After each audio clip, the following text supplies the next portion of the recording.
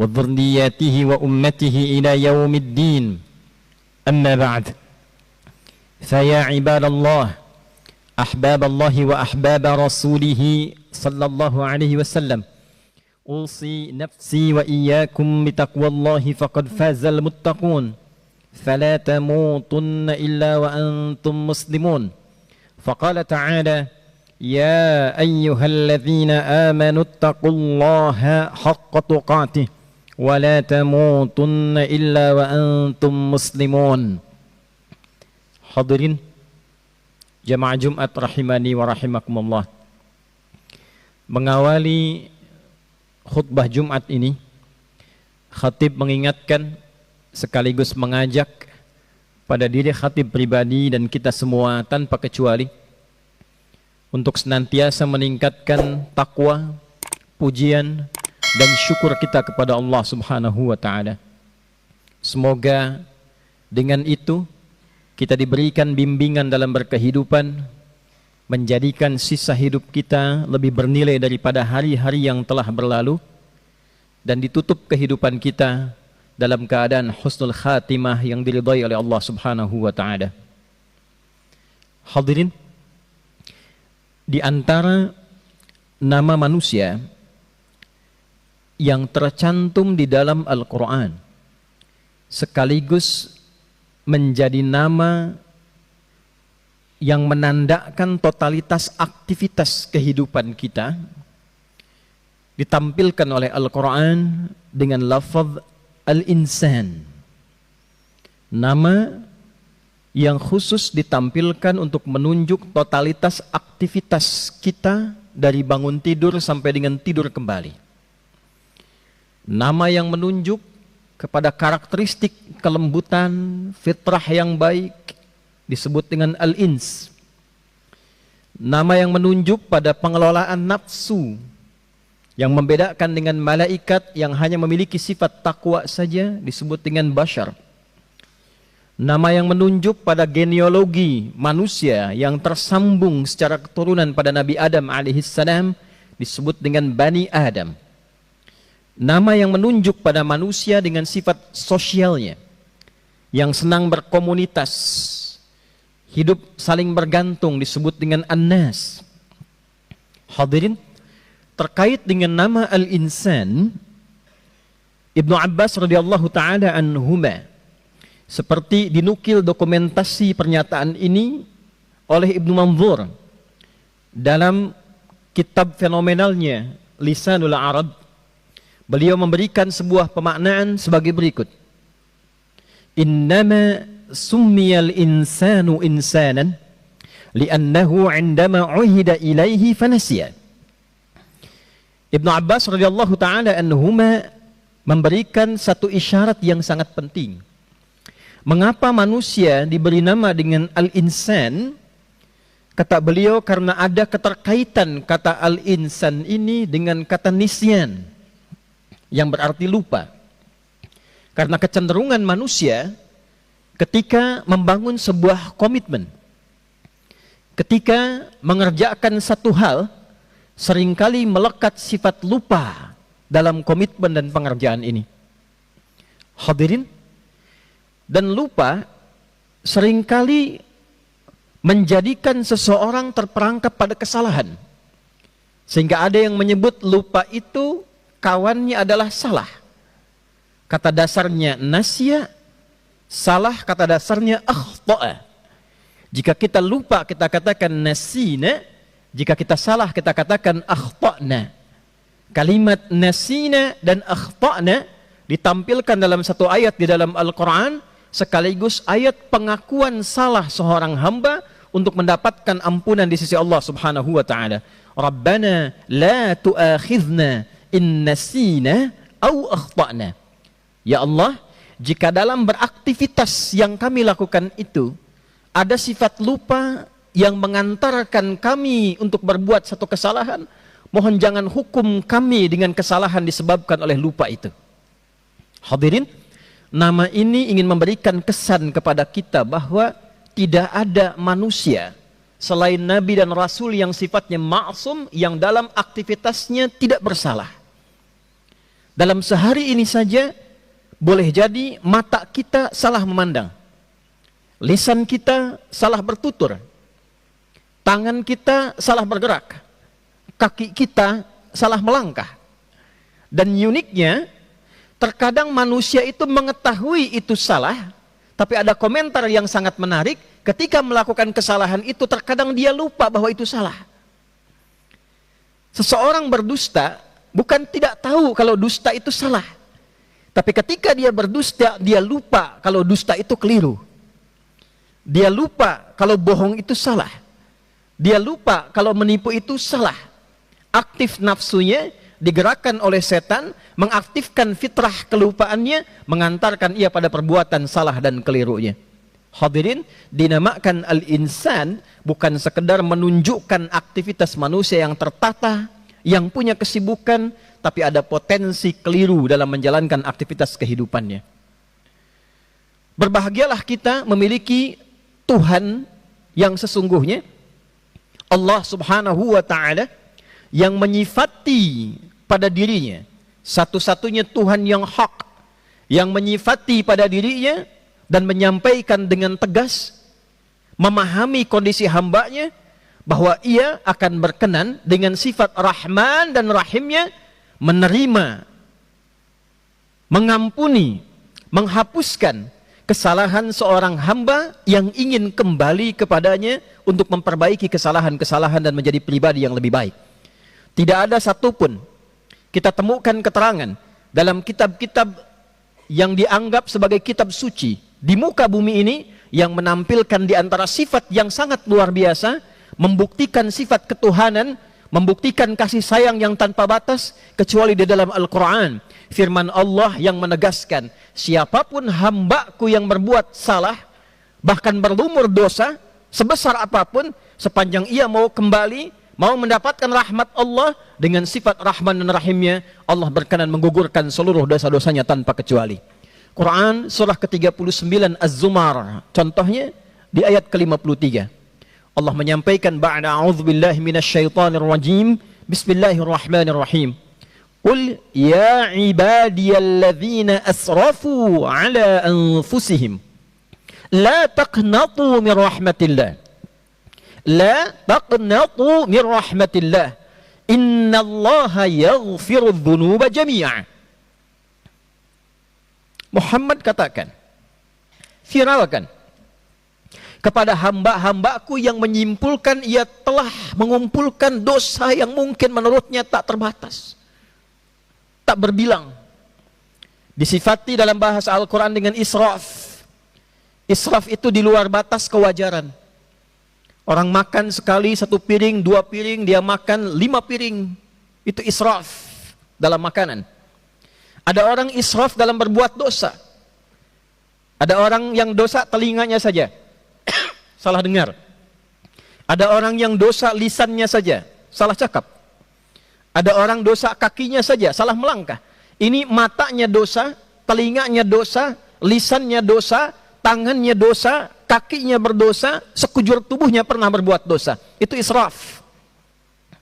Pada orang yang israf pun, yang mungkin terprovokasi oleh setan sehingga menyimpulkan bahwa sudah pantas dia tervonis dengan kesalahan dan kecil peluang untuk mendapatkan rahmat Allah, besar peluang menuju neraka.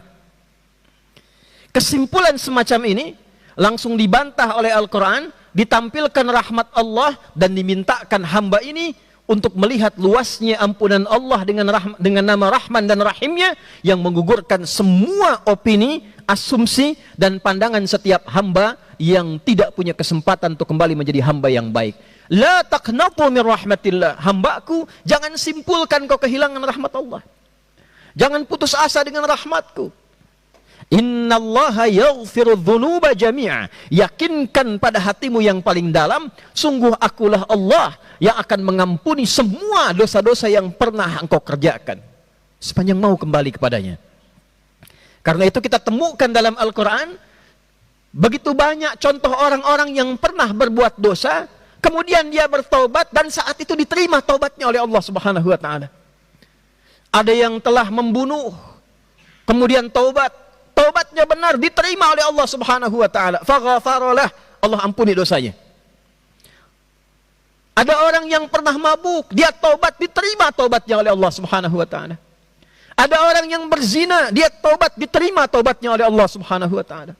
Ada orang yang pernah menipu, taubat, diterima taubatnya oleh Allah Subhanahu wa taala. Bahkan seburuk-buruknya Firaun pun diberikan kesempatan oleh Allah sampai di ujung nyawanya di tenggorokan agar ia mampu, sekali lagi, agar ia mampu mengaktifkan kesempatannya bertobat dan kembali kepada Allah Subhanahu wa taala. Dikirimkan dua nabi rasul sekaligus, Musa dan Harun. Seburuk-buruknya Firaun, hobi membunuh orang, mengaku Tuhan, mengatakan ana rabbukumul a'la, saya Tuhan kalian yang paling agung. Hobinya menyiksa orang, membiarkan perempuan hidup, laki-laki ditindas. Zalim dalam kehidupan, tidak kehilangan hak, tidak kehilangan kesempatannya untuk mendapatkan kesempatan taubatnya, kembali menjadi orang baik. Dikirimkan, ditugaskan oleh Allah Musa dan Harun sekaligus. Idhaba ila fir'auna innahu tagha faqula lahu qawlan layyina la'allahu yatadhakkaru aw yakhsha. Musa Harun datangi Fir'aun, dia telah menyimpang dari kewenangannya sebagai seorang penguasa. Ingatkan kembali dengan penuh kelembutan, luruskan dengan retorika yang lembut, yang baik, ajak dia dengan ajakan yang lembut. Mungkin dengan kelembutan itu ia akan kembali menjadi sadar dan menggunakan kewenangannya untuk berbuat kebaikan-kebaikan. Semua punya kesempatan yang diberikan oleh Allah Subhanahu wa taala. Hadirin, namun kesimpulannya adalah sepanjang kita manusia pasti pernah berbuat salah. Ustadz-ustadznya pasti pernah salah. Kiai sekiai-kiainya dalam perjalanan hidupnya pasti pernah salah. Hamba sehamba-hambanya sepanjang bukan nabi, bukan rasul, yang tidak punya sifat ma'sum pasti pernah salah. Dan kita bersyukur punya Allah yang mau mengampuni dan menghapuskan kesalahan-kesalahan hambanya sebelum berpulang menghadap kepadanya. Maka hadirin, bagaimanakah cara dan tanda-tanda orang yang bertaubat serta diterima taubatnya oleh Allah Subhanahu wa taala? Dan dengan tanda penerimaan itu kembali ia dinilai oleh Allah sebagai hamba yang baik meskipun pernah ia berlumur dosa, dan wafat dalam keadaan husnul khatimah sebagai hamba yang dijamin kebahagiaannya oleh Allah Subhanahu wa taala. Hadirin, di antara sekian ayat yang ditampilkan di dalam Al-Qur'an yang memberikan gambaran tentang tanda-tanda seorang hamba diterima taubatnya oleh Allah Subhanahu wa taala, kita temukan di antaranya yang cepat saja di dalam Quran surah Taha, surah ke-20 di ayat ke-82. Wa inni laghaffarun liman taba wa amana wa amila amalan salihan thumma ihtada. Wa inni, dan sungguh aku tetapkan dan aku tegaskan dan tanamkan ini pada hatimu yang paling dalam, jangan sampai ragu. Allah ketika memberikan tanda-tanda penerimaan taubat pada hambanya yang mungkin ingin kembali menjadi orang baik, dosa apapun yang pernah dikerjakan, tidak ada Tuhan yang mengatakan pada hambanya, kamu jangan pernah ragu, tanamkan hatimu pada yang paling dalam, jangan pernah merasakan keraguan. Aku akan mengampuni dosamu, menggugurkan kesalahanmu, tanamkan ini pada hatimu yang paling dalam, jangan pernah engkau ragu. Jika ada orang salah, walaisa kamitslihi syai', ada anak salah pada orang tuanya, lalu datang ingin minta maaf, tiba sebelum bicara anaknya, ayah ibunya mengatakan, nak, tanamkan pada hatimu yang paling dalam, jangan pernah engkau ragu, jangan pernah engkau meragukan, papa, mama memaafkan engkau, mengampuni engkau, dan jangan pernah engkau ingat-ingat lagi kesalahanmu sebelumnya. Laisa kamitslihi syai'. Sebelum hamba melakukan kesalahan, Allah sedang mendeklarasikan, wa inni laghaffarun, sungguh tanamkan pada hatimu yang paling dalam, aku itu Tuhan yang maha pengampun. Ada ghafir, ada ghaffar, itu berbeda. Ghafir pasangannya dzambun, ghafiri dzambi wa qabili taubi. Ghaffar itu di atas dzambun, pasangannya dzunubun. bentuk akumulasi dari dosa. Jadi Allah itu sudah mendeteksi hambanya punya potensi bukan cuma sekali dosa. Matanya dosa, telinganya juga mungkin dosa, lisannya juga mungkin berdosa, tangannya juga mungkin berdosa. Karena dosa itu tertahan rizkinya. Karena dosa itu tertahan kemampuan mengingatnya. Karena dosa itu ilmu tertahan sampai pada kolbunya. Karena dosa itu tertahan kemampuan maksimalnya. Maka Allah menyampaikan, hambaku, aku tahu dalam hidupmu mungkin engkau pernah banyak mengoleksi kesalahan dan dosa. Tapi aku adalah Tuhan yang mengampuni kesalahan-kesalahan dan dosa-dosa itu. Bagaimana caranya ya Allah? Dan apa saja tanda-tanda seseorang diterima ampunannya olehmu ya Allah? Maka kata Allah yang pertama, liman taba. Tapi ada syaratnya untuk mendapatkan ampunanku itu. Satu, liman taba. Pada siapapun. Man itu bisa menunjuk laki-laki, bisa menunjuk perempuan, statusnya orang besar, statusnya orang biasa, tua, muda, siapapun. Jadi jangan simpulkan kalau jadi pejabat tidak ada dosanya, belum tentu. Jangan simpulkan kalau jadi rakyat tidak ada dosanya, belum tentu. Jangan simpulkan kalau perempuan bebas dosa, belum tentu. Jangan simpulkan kalau remaja tidak berdosa, belum tentu. Karena man itu menunjuk sifat umum bagi siapapun tanpa kecuali dan sifatnya personal. Allah tidak mengumumkan di banyak hamba-hambanya ini si fulan pendosa. Tidak. Betapa indahnya keteladanan ditampilkan dalam Al-Quran. Jika ada orang berbuat salah, jangan disudutkan kesalahannya di hadapan banyak orang. Panggil secara personal. Nasihati kalau kita di atasnya. Berikan keterangan yang baik kalau kita berhadapan dengannya. Menasihati orang di hadapannya, itulah nasihat. Menasihati orang di hadapan banyak orang, itulah menjatuhkan martabat. Liman taba, bagi siapapun laki-laki, perempuan, besar, kecil, tua, muda, taba, syarat pertama, dia mau bertobat dari kesalahannya. Hadirin, apa itu taubat? Secara singkat, taubat itu kembali pada jalan yang benar. Ada orang salah di jalan, dia ingin menuju ke satu tempat, dia belok pada arah yang salah. Dia belok ke arah yang salah. Kemudian dikembalikan pada jalan yang benar sesuai dengan jalurnya. Orang Arab menyebutnya tabayatubu. Dia berbelok kembali kepada jalan yang benar.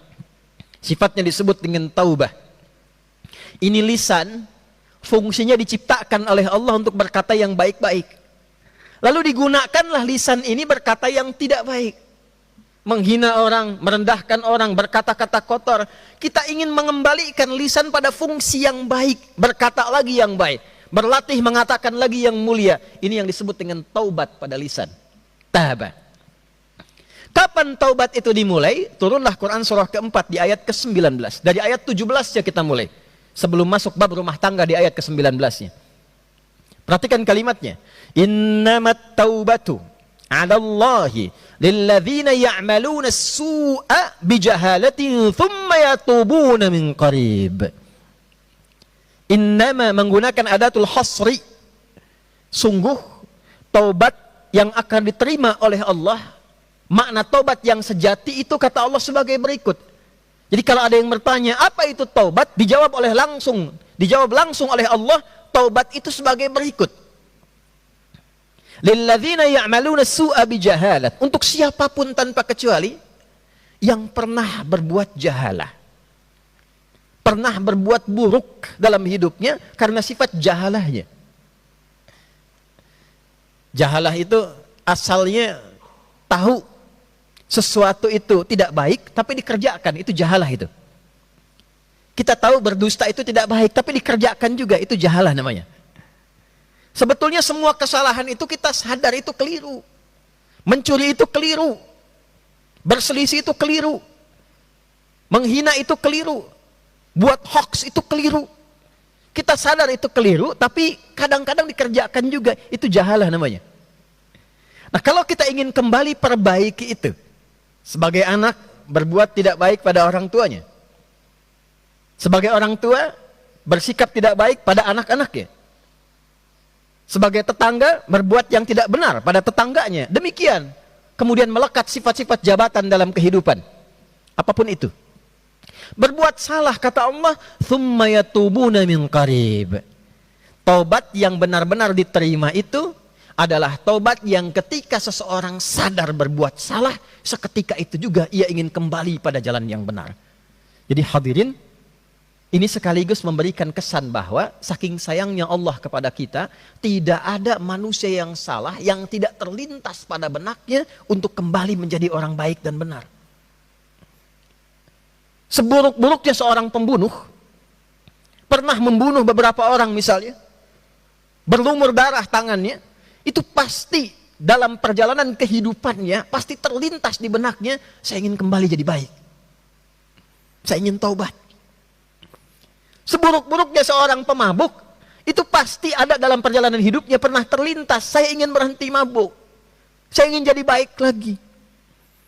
Seburuk-buruknya seorang koruptor, seorang penipu, pasti pernah ada lintasan di kepalanya, saya itu sebetulnya ingin jadi baik.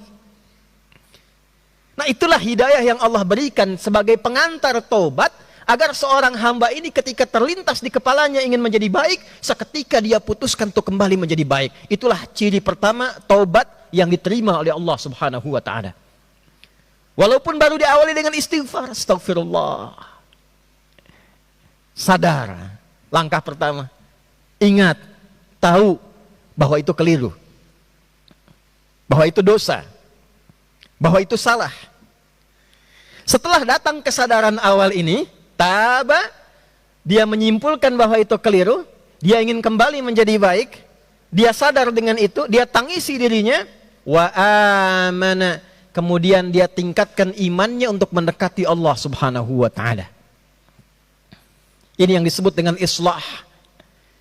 Karena itu di beberapa ayat yang lain disampaikan taba wa aslaha, taba wa aslaha. Seseorang taubat kemudian memperbaiki dirinya.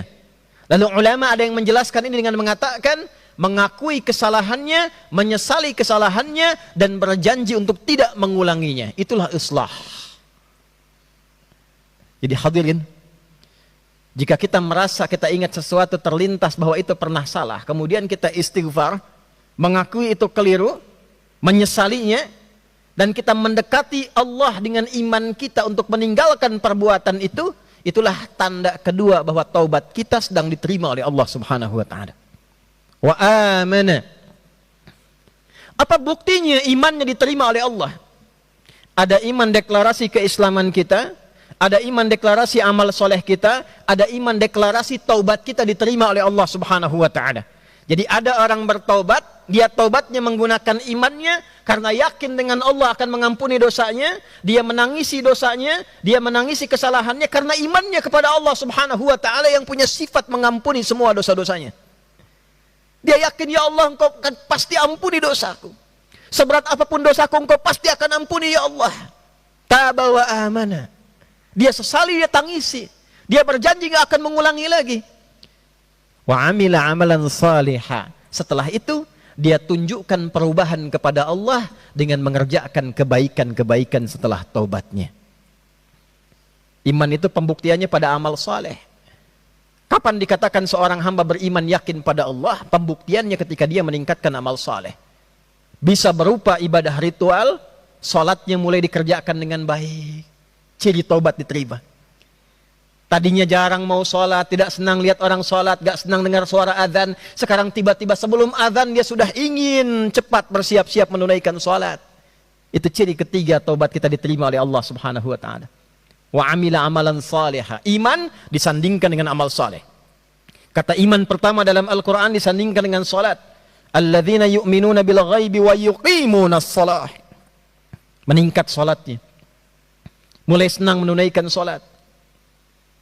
Meningkat kebaikan-kebaikannya. Lalu setelah itu apa yang terjadi? Berubah kepada jawarihnya, perilakunya, sikapnya. Inna salata tanha 'anil fakhsya'i wal munkar. Lisannya tidak mungkar lagi, tidak fakhsya lagi. Karena imannya yakin kepada Allah, Allah akan mengampuni dosanya, dia berubah. Lisannya dirubah, mulai terbiasa berkata-kata yang baik, dia coba sedikit demi sedikit. Walaupun kadang-kadang masih nyangkut sedikit kata-kata yang kotor, tapi sekarang sudah mulai ada kata-kata baiknya. Walaupun kadang-kadang melihat tayangan yang tidak bagus, tapi mulai senang juga melihat yang baik-baik. Tanda yang ketiga. Yang keempat puncaknya, tsumma tada. Kemudian dia berupaya mendapatkan kurikulum kehidupan yang lebih baik, mencari pedoman menjadi orang baik dengan mengumpulkan cara-cara dan jalan hidup menjadi pribadi dan jalan hidup yang lebih baik. Dia mulai petakan, ya Allah saya minta petunjuk supaya kehidupan saya sisanya menjadi lebih baik. Dia mulai cari orang-orang baik supaya bergaul dengan yang baik. Dia mulai tinggalkan tempat yang tidak baik, datangi yang baik. Dia mulai tinggalkan pekerjaan yang tidak baik, beralih pada pekerjaan yang baik. Itu ihtada namanya. Dia mulai tinggalkan tempat yang tidak baik ke tempat yang baik. Dari tadinya nonton-nonton di tempat yang tidak jelas, sekarang tontonannya pindah ke masjid. Bacaannya pindah ke Al-Quran. Bacaannya pindah ke sirah. Dia mulai kumpulkan kisah orang-orang soleh sebelumnya. Dia teladani hidupnya. Dia bergaul dengan orang-orang yang lebih baik. Tsumma tada. Syarat yang keempat. Jika konsisten kita kerjakan yang empat ini sampai wafat, apapun profesi kita, itu tanda sempurna bahwa kita telah diinginkan oleh Allah Subhanahu wa Ta'ala menjadi pribadi yang lebih baik dan kembali dalam keadaan yang lebih baik. Itulah yang disebut dengan hijrah. Quran surah keempat An-Nisa di ayat yang ke-100. Wa may yuhajir fi sabilillah yajid fil ardi muragaman katsira wasa'a. Wa may yakhruj min baitihi muhajiran ila Allah wa rasulih thumma yudrikuhul maut faqad waqa'a ajruhu 'ala Allah. Siapapun yang mau berubah hidupnya, mulai bertobat, mulai mendekati Allah, mulai kenal dengan Rasulullah, meneladani Rasul, cinta pada baginda Rasulullah sallallahu alaihi wasallam, dengan meneladani akhlaknya, bersikap yang mulia dalam hidupnya, yajid fil ardi muragaman katsira wasa'a. Maka tanda pertama, dia berubah hidupnya lebih tenang, lebih baik.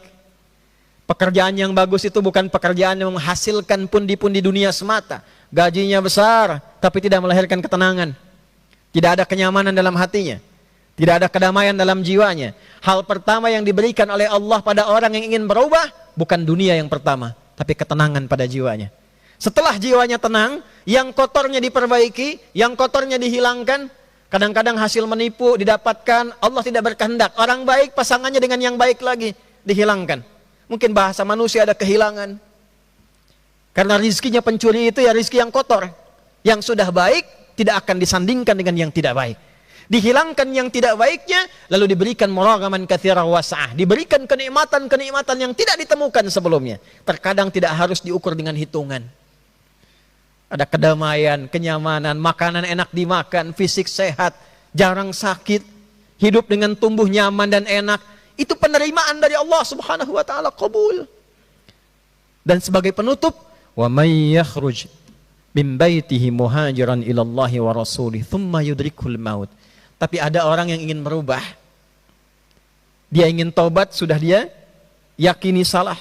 Dia tangisi dirinya. Wa amana, dia yakin Allah Maha Pengampun.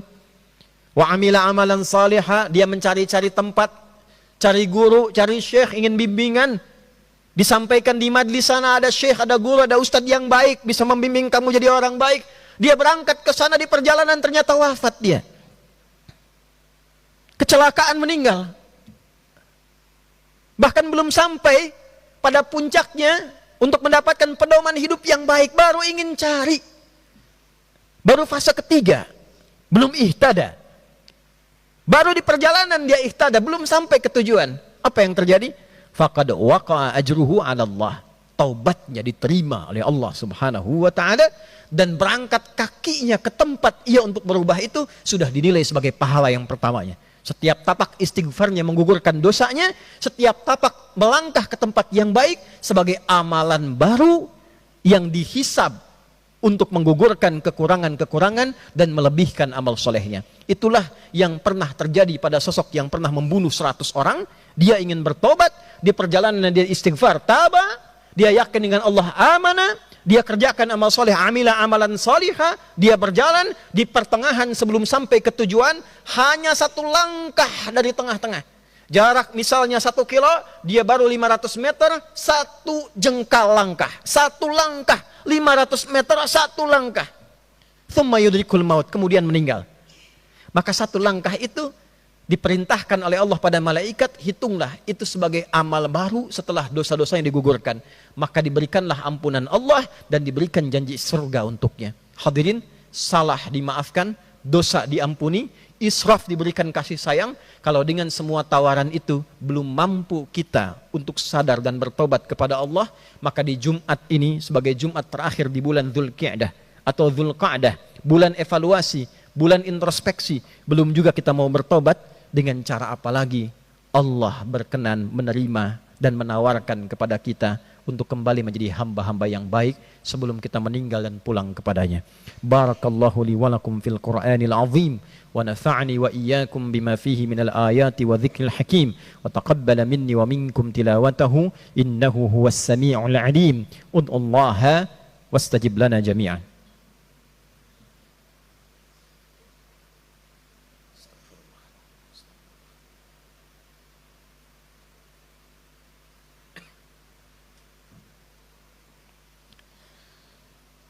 Alhamdulillahi Rabbil Alamin. Nashhadu an la ilaha illa huwal hayyul qayyum wa natubu ilayh. Wa nashhadu anna sayyidana Muhammadan abduhu wa rasuluhu alladhi la nabiyya ba'dah. Allahumma fassalli wa sallim wa karrim wa barik ala hadha an-nabiyil amin ar-rasulil mubin nabiyyina wa sayyidina Muhammadin wa ala alihi wa sahbihi wa dhurriyyatihi wa ummatihi ila yaumiddin. Amma ba'd, fa ya ibadallah, usi nafsi wa iyyakum bi taqwallahi faqad fazal muttaqun. فلا تموتن إلا وأنتم مسلمون. فقال تعالى يا أيها الذين آمنوا اتقوا الله حق تقاته ولا تموتن إلا وأنتم مسلمون. Hadirin, sebelum kita berdoa dan mengakhiri khutbah Jumat ini, khatib ingin menekankan bahwa boleh jadi keberkahan yang kita nantikan seperti rizki, kebaikan dalam keluarga, kebaikan dalam hidup bermasyarakat, berbangsa, bernegara, belum didapatkan, boleh jadi karena tersebarnya penyimpangan-penyimpangan, maksiat-maksiat, kriminal-kriminal yang belum diperbaiki dengan jalan taubat. Jika semakin menyebar keburukan-keburukan, banyak orang mabuk, banyak orang mencuri, tidak malu orang berzina, tidak malu orang berjudi, tidak malu orang menyimpang, dan sebagainya, maka ini menunjukkan ada penghalang yang menahan keberkahan-keberkahan dan menjadikan kehidupan kita tertahan nilai kebaikannya. Untuk itulah kemudian khatib ingin mengajak sekali lagi, mari kita memperbaiki dari diri kita sendiri, dari keluarga kita, mendekat kepada Allah, mengingat kesalahan kita, mengakui, menyesalinya, yakin bahwa Allah mengampuni dosa kita, lalu tunjukkan kepada Allah kita bisa berubah menjadi lebih baik. Khatib memiliki keyakinan seperti orang-orang dulu pernah mengerjakan. Jika kita memulai dari pribadi kita, keluarga kita, insya Allah kebaikan itu akan berdampak pada kehidupan masyarakat, berbangsa, dan bernegara kita. Allah Subhanahu wa Ta'ala menjamin di dalam Al-Quran, "Lau anna ahlal qura amanu wattaqau lafatahna alaihim barakatim minas sama'i wal ard." Kalaulah satu penduduk negara, satu bangsa itu mau memperbaiki diri dengan beriman kepada Allah dan mengisi hidup dengan meningkatkan ketakwaan, pasti Allah turunkan keberkahan yang dibuka dari pintu langit dan di bumi untuk menjadikan kehidupan di negeri itu makmur, sejahtera, baldatun thayyibatun wa rabbun ghafur. Untuk itu, mari kita berdoa, semoga doa ini diterima oleh Allah Subhanahu wa Ta'ala dan menjadikan sisa hidup kita lebih baik di hadapan Allah Subhanahu wa Ta'ala. Qala ta'ala, innallaha wa malaikatahu yusalluna 'alan nabi يا أيها الذين آمنوا صلوا عليه وسلموا تسليما اللهم صل وسلم وبارك وكرم على هذا النبي الأمين الرسول المبين نبينا وسيدنا محمد وعلى آله وصحبه أجمعين اللهم نحمدك حمدا شاكرين حمدا ناعمين حمدا يوافي نعمه ويكافئ مزيده يا ربنا لك الحمد ولك الشكر كما ينبغي لجلال وجهك الكريم ولعظيم سلطانك اللهم اغفر للمسلمين والمسلمات والمؤمنين والمؤمنات الأحياء منا والأموات إنك سميع قريب مجيب دعوات ويا قاضي الحاجات ربنا لا تدع لنا في مقامنا هذا ذنبا إلا غفرته ولا هما إلا فرجته ولا دينا إلا قضيته ولا مريضا إلا شفيته ولا حاجة من حوائج الدنيا والآخرة فيها لك رضا وفيها لنا الصلاح إلا قضيتها يا أرحم الراحمين. اللهم بارك هذا المعهد يا أرحم الراحمين، وبارك على العاملين فيه يا رب العالمين، وبارك الأساتذة والمشايخ والطلاب الدارسين والمتعلمين والمعلمين في هذا المعهد الكريم يا رب العالمين. اللهم بارك مدرسة أخيار يا رب العالمين، واجعل طلابها جيلا مستقبلا لإعلاء كلمتك يا أرحم الراحمين. اللهم احفظ بلادنا أندونيسية وسائر بلاد المسلمين في كل مكان يا رب العالمين، واجعلها بلدة طيبة وأنت ترضاها. اللهم يا خير الناصرين، اللهم انصر إخوتنا في فلسطين وفي كل مكان المبتلين، واجعل أحياءهم مجاهدين في سبيلك وموتاهم شهداء، وألحقنا معهم في رحمتك يا أرحم الراحمين. ربنا